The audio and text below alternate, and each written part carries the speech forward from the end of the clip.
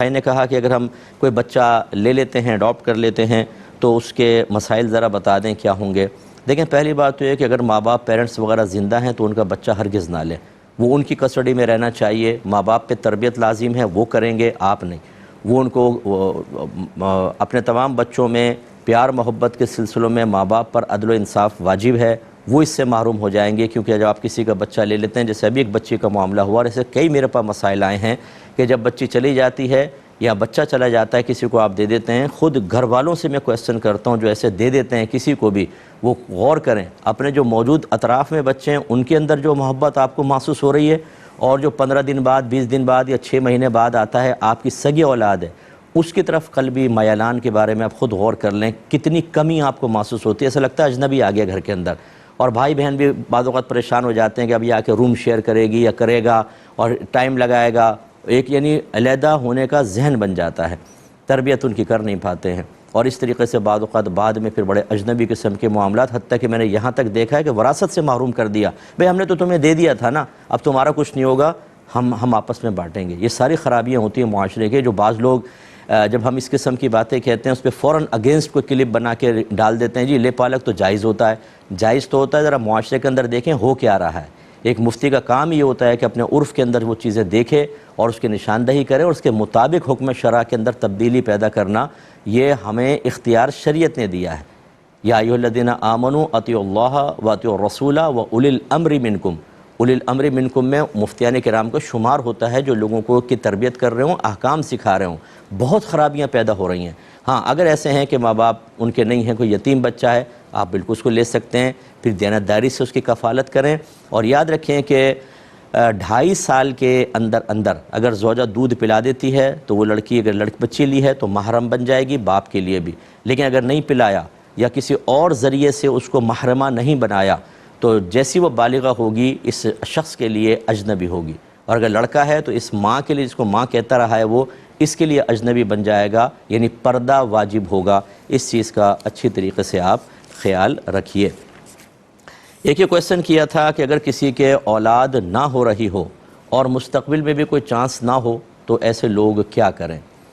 دیکھیں، پہلی چیز تو یہ کہ صبر کریں اور صبر کے ساتھ چلیں۔ اللہ تبارک و تعالی نے ازل سے ہی یہ تقسیم فرما دی ہے، قرآن میں وہ خود ارشاد فرماتا ہے، وہ جس کو چاہتا ہے لڑکے دیتا ہے، جس کو چاہے لڑکی دے، جس کو چاہے دونوں دے، اور جس کو چاہے کچھ بھی نہ دے، بانجھ رکھے۔ تو یہ بہت سارے ایسے ہوتے ہیں لوگ کہ ان کے بچے نہیں ہوتے، تو اس میں کوئی مسئلہ نہیں ہے، اگر بچے نہیں ہیں کوئی بات نہیں، آپ صبر کریں۔ اچھا، دوسرا طریقہ یہ ہوتا ہے کہ جی ایسے کچھ جدید ٹیکنالوجیز آ گئی ہیں کہ اس میں مرد کا اسپرم لیا، عورت کا لیا، ایگ لیا، اور کسی اور جگہ ملاپ کرا کے ماں کے رحم میں رکھ دیا،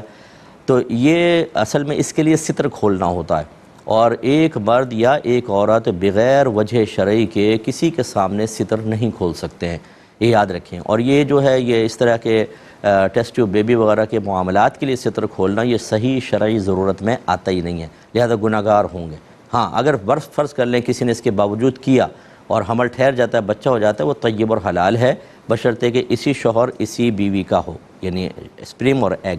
بعض یہ پوچھتے ہیں کہ بیوی کے ایگز بالکل نہیں ہے، کسی اور عورت کا ایگ لے کے شوہر کے اسپرم ملا کر اس عورت کے رحم میں رکھ دیا جائے، بالکل جائز نہیں ہے۔ اسی وجہ سے تو زنا حرام قرار دیا گیا تھا کہ نسب مشتبہ ہوگا اور جزیت اور بادیت کے غلط تعلق قائم ہوں گے۔ اسی طریقے سے ایگز اس عورت کے ہوں اور اسپرم کسی غیر مرد کا لے لیا جائے، بالکل شرعاً جائز نہیں۔ اسی طریقے سے ان دونوں کا اسپرم اور ایگ ہے، لیکن تھرڈ کسی پارٹی، کوئی اور عورت کے، اس کا رحم کمزور ہے، وہ کنسیو نہیں کر سکتا، اس میں مطلب حمل باقاعدہ ٹھہر نہیں سکتا، تو اجنبی عورت کے رحم میں ڈلوا دیا، یہ بھی شرعاً جائز نہیں ہے، یاد رکھیں۔ اسی سے خرابیاں پیدا ہوں گی، انصاب مشتبہ ہوں گے، شریعت اس کو بالکل لائک نہیں کرتی ہے، تو اچھی طریقے سے سوچ سمجھ کر پھر اس کے بارے میں فیصلہ کرنا چاہیے۔ اور اگر آپ صبر کریں گے، اللہ تعالیٰ آپ کو جنت میں اگر داخلہ عطا فرمائے گا، وہاں اولاد بھی ہوگی، بعض روایات کے مطابق آپ کثیر بچے پیدا کر لیجیے گا، کوئی مسئلہ نہیں ہے۔ ہر ایک کو دنیا میں ہر چیز مرضی کے مطابق مل جائے یہ ضروری نہیں ہے، لیکن مجھے ایسے لوگ ملتے ہیں جو بیچارے خود صبر کرنے کے لیے تیار ہوتے ہیں، لیکن اللہ تعالیٰ رحم فرمائے ہماری ان بہنوں کے اوپر کہ یہ آ کر ٹونٹنگ کر کر کے گھر کے ماحول خراب کرتی ہیں، ابھی تک بچہ نہیں ہوا، کوئی خوشخبری نہیں ہے، اور بھائی پتہ نہیں کیا اس میں خرابی ہے، یہ کہہ کے نکل جائیں گے، بار بار احساس دلانا، یہ مطلب یہ کہ نہیں ہونا چاہیے۔ ہمارا اسلامی ملک ہے، ہم اسلام سے تعلق رکھتے ہیں. باہر کے ملکوں میں دیکھیں اگر اولاد نہیں ہو رہی کوئی بات نہیں، ایک بیٹی ہوئی کوئی بات نہیں، بیٹے کی کوئی تمنا نہیں ہے، بیٹا ہو گیا چلو بہت اچھی بات ہے. وہ لوگ ہر طرح کے حالات سے کمپرومائز کرنے کے لیے تیار ہیں، اور ہم شریعت کے طریقے پر چلنے کے لیے نہ تیار ہیں، نہ اپنے رویوں، اپنے جذبات، اپنے احساسات کو اس کے تابع کرنے کے لیے تیار ہیں. ہماری مرضی پوری ہونی چاہیے، مذہب کچھ بھی کہتا رہو، تو اس لیے یہ مناسب نہیں ہوتا ہے. یہ کہتے ہیں کہ کسی ملک کے قومی ترانے میں اگر کفریہ کلمات ہوں تو ایک مسلمان کے لیے اس کو پڑھنے کا کیا شرعی حکم ہے؟ دیکھیں سارے تو کلمات کفر نہیں ہوں گے یقیناً، بہرحال کلمات کفر کا بلا ضرورت تلفظ کرنا یہ بھی غلط ہوگا اور انسان کو اسلام سے باہر کر سکتا ہے. لہٰذا وہ قومی ترانہ اگر پڑھنے سے بچے ہیں اسکول کے اندر فرض کر لیں اور وہی قومی ترانہ پڑھایا جا رہا ہے تو وہ پڑھیں، جب کلمات کفر آئیں تو وہاں پر خاموش ہو جائیں اور اس سے آگے والے حصے کو پڑھ لیں، پیچھے والے کو حصے کو پڑھ لیں، ٹھیک ہے. ہاں اگر کوئی زبردستی کہے کہ تم پڑھو اور مجھے سناؤ، اس میں بس یہ دیکھا جاتا ہے کہ فرض کر لیں کہ اگر نہ تلفظ نہ کرنے پر جان جانے کا اندیشہ ہو اور بہت بڑے بڑے نقصانات کا اندیشہ ہو تو بوقت ضرورت دل میں کراہت رکھتے ہوئے، ناپسندیدگی رکھتے ہوئے اور دل کو ایمان پر مطمئن رکھتے ہوئے صرف ظاہری طور پہ اس طرح کے کلمات کا تلفظ کر دینا شرعاً جائز ہوتا ہے. اور یہ تو نبی کریم صلی اللہ علیہ وسلم سے اجازت شدہ عمل ہے کہ بعض صحابہ نے بعض معاملات کے اندر باقاعدہ اجازت طلب کی کہ کوئی دینی معاملہ سرکار نے ان کے حوالے کیا اور انہوں نے کہا رسول اللہ اگر ہمیں کچھ تھوڑی بہت ادھر ادھر کی بات کرنی پڑ جائے اس کو راضی کرنے کے لیے، جیسے کعب بن اشرف یہودی کو قتل کرنے کے لیے گئے تو اجازت طلب کی، سرکار نے اجازت مرحمت فرمائی. ایسے ہی حضرت عمار بن یاسر کو جب قتل کرنے لگے تو آپ نے کچھ ایسے کلمات کہہ دیے جس سے وہ لوگ رک گئے کفار. پھر آپ روتے ہوئے سرکار کی بارگاہ میں رسول اللہ میں سے بڑی غلطی ہو گئی کہ میں نے ایسے کلمات کہہ دیے. سرکار نے فرمایا کوئی مسئلہ نہیں ہے، بلکہ آئندہ بھی کبھی تمہارے ساتھ ایسا ہو تو ایسے کلمات کہہ دینا. واقعہ میں پورا بیان نہیں کر رہا ہوں قلت وقت کی بنا پر، لیکن نبی کریم صلی اللہ علیہ وسلم نے جان بچانے کے لیے اور شدید ترین نقصانات سے بچنے کے لیے، اور قرآن بھی یہی کہتا ہے کہ ظاہری طور پر الفاظ ادا کر سکتے ہیں جبکہ دل ایمان پر مطمئن ہو. ہاں خوشی کے ساتھ ادا کرنا، بغیر کسی ضرورت کے ادا کرنا، یہ انسان کو دائرہ اسلام سے خارج کرے گا. ایک نوجوان کہتا ہے کہ ایک لڑکی سے میری انٹرنیٹ پر دوستی ہوئی، ہم قریب آتے چلے گئے، حتیٰ کہ لڑکی نے مجھے زنا کی دعوت دی، میں اس کے گھر چلا گیا، حتیٰ کہ ہمارے زنا کی راہ میں کوئی رکاوٹ نہیں رہی، لیکن اچانک میرے دل میں خوف خدا پیدا ہوا اور میں نے وہ عمل نہیں کیا اور میں واپس آ گیا. میں کس حد تک گناہگار ہوا ہوں؟ دیکھیں آپ زانی تو نہیں کہلائیں گے، یہ ایک ہوتا ہے حد جاری ہونے والا زانی، اور ایک ہوتا ہے کہ عرفاً یعنی شرعاً زانی جس کو کہتے ہیں، آپ کہہ لیں مجازاً زانی کہہ لیں. وہ مجازاً زانی کون ہوتا ہے کہ نبی کریم صلی اللہ علیہ وسلم نے فرمایا آنکھیں بھی زنا کرتی ہیں، کان زنا کرتے ہیں، زبان زنا کرتی ہے، ایک روایت کے مطابق قلب بھی زنا کرتا ہے. یعنی ان سے وہ چیزیں دیکھنا، سننا، ایسے کلمات ادا کرنا جو فحش قسم کے ہیں، گندے قسم کے ہیں اور حقیقی زنا تک لے جائیں، اس کو بھی سرکار نے زنا قرار دیا. لیکن یہ مجازاً زنا ہے. حقیقی زنا وہی ہوتا ہے کہ جس میں باقاعدہ کسی اجنبی عورت کے ساتھ جسمانی تعلق قائم ہو، وہ ہے حقیقی زنا، اور اس پر حد جاری ہوتی ہے کہ اگر مسلمان غیر شادی شدہ نے ایسا کیا تو 100 کوڑے لگیں گے، اور اگر شادی شدہ کرے تو رجم کی سزا ہوتی ہے، یعنی پتھر مار کے اس کو ہلاک کرنا ہوگا. یہ شرعی سزائیں ہیں. اس پر کبھی میں کلام کر لوں گا کہ بعض اس پہ بھی اعتراض کرتے ہیں، وہ بعد میں ہم بات کریں گے، ابھی ہمارا موضوع نہیں ہے. تو یعنی یہ زنا تو نہیں ہوا، لیکن جو اس کے دواعی الی الزنا، داعی کہتے ہیں دعوت دینے والا، اس کی جمع ہے دواعی. زنا کی طرف دعوت دینے والے سارے کام آپ نے کر لیے کہ لڑکی سے دوستی کرنا، پھر بد نگاہی، پھر یقینی سی بات ہے کہ وہ پاکیزہ چیٹ تو نہیں ہوئی ہوگی، اور اتنے جب آدمی اس حد تک پہنچ جاتا ہے تو کس قدر پہلے وہ گندگیاں کر چکا ہوتا ہے. اس کی وجہ سے آپ شدید گناہگار ہوئے. اللہ تعالیٰ کی بارگاہ میں توبہ کریں، اور چونکہ آپ نے قصد زنا کر لیا تھا، وہ تو وہاں جا کے کیفیت تبدیل ہوئی،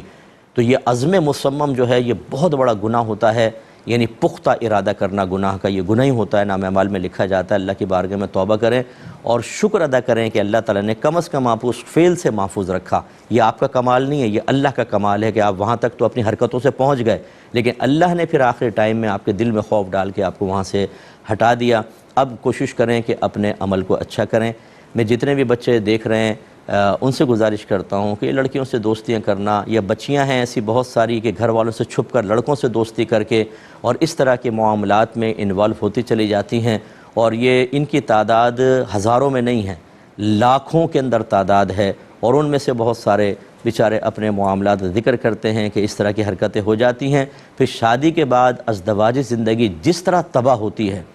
اور جس طریقے سے انسان ایک اذیت ناک زندگی گزار رہا ہوتا ہے کہ جی لور بلیک میل کر رہا ہے، اس کو پکچر دے دی تھیں، اس کو ویڈیوز دے دی تھیں، اور پھر یہ معاملات چل رہے ہوتے ہیں۔ اللہ تعالیٰ سب کے بچے بچیوں کے ایمان کی، ان کے اعمال کی حفاظت فرمائے۔ تو میں خاص طور پہ بچوں سے گزارش کرتا ہوں، خدا را بے وقوف مت بنیں، کسی سے بھی ایسی دوستی نہ کریں جو بعد میں آپ کو بلیک میل کرے، اور خصوصی طور پہ اگر آپ کی وہ ایسی چیزیں مانگ رہا ہو اور محبت کے واسطے دے رہا ہو کہ دیکھو تمہاری محبت سچی نہیں ہے، مجھے اپنی تصویر دے دو، فلاں چیز دے دو، فلاں، ہرگز نہ دیں، بعد میں بلیک میل کرے گا اور آپ کچھ نہیں کر سکتے۔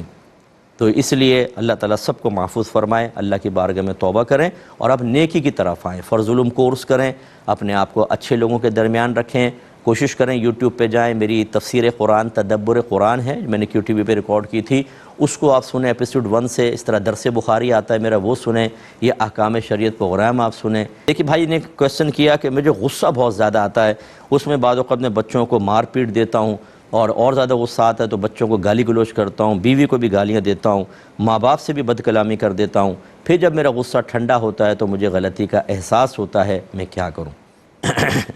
بھائی کیا کروں؟ آپ اس کو ختم کریں۔ تو سب سے پہلے یاد رکھیے کہ غصہ جو ہوتا ہے اللہ کی رضا کی خاطر آئے تو محمود ہے، یعنی مطلب کوئی اللہ کی نافرمانی کر رہا ہے اس وجہ سے گھر والوں پہ غصہ آئے تو بہت اچھا ہے، پھر حکمت کے ساتھ اس کو ظاہر کرنا بعض اوقات واجب ہوتا ہے اور بعض اوقات بہت اچھا ہوتا ہے، اس پہ ثواب بھی ملے گا، لیکن جو اپنی نفس کی خواہش کے تابع ہو کر دنیا کے لیے اور ایسی عام چیزوں کے لیے غصہ آتا ہے، یہ غصہ آنا تو برا نہیں ہوتا کیونکہ اس میں ہماری قدرت و اختیار نہیں ہوتا، لیکن اس کو ظاہر کرنا گناہ ہے، اس طرح ظاہر کرنا کہ سامنے والوں کی دل آزاری ہو جائے، جیسے کہ آپ کر رہے ہیں، بچوں کو مارنا پیٹنا، یاد رکھیں صحیح وجہ کی بنا پر باپ ڈانٹ ٹپٹ سکتا ہے، لیکن یہ جو آپ کیفیت بتا رہے ہیں اس میں تو لگتا ہے ہر بات پہ غصہ آ گیا، مار پیٹ دیا، گالی گلوچ، کسی کی عزت اتار کے ہاتھ پہ رکھنا، پھر ماں باپ سے بدتمیزیاں کرنا، اس کا مطلب یہ غصہ حرام ہے۔ اور یہ جو میں نے کہا کہ غصہ آنا قدرت و اختیار میں نہیں، یہ تب ہے کبھی کبھار ہو،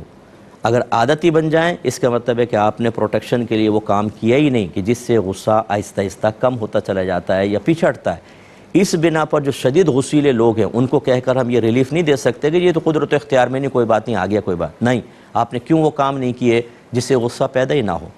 تو اب آپ کو کرنا کیا ہوگا؟ سب سے پہلے آپ یہ دیکھیں کہ آپ غصہ جو آتا ہے وہ اللہ کے لیے آتا ہے یا اپنی ذات کی خاطر آتا ہے، ذات کی خاطر آئے تو پھر یاد رکھیں کہ اس کا اظہار اس طرح جو دل آزاری کا سبب بنے حرام اور گناہ کبیرہ ہے، آپ کو معذرت کرنی ہوگی، اپنی اولاد سے بھی معافی مانگیں، اگر آپ نے اس کو بیجا مارا پیٹا ہے، بیوی سے، ماں باپ سے معافی طلب کریں، اور ہر غصے کے اظہار پر صدقہ کیا کریں، 50 روپے صدقہ کر دیں، انشاءاللہ دیکھیں 2 مہینے میں غصہ نہ ختم ہو جائے، میرا نام بدل دیجیے گا آپ۔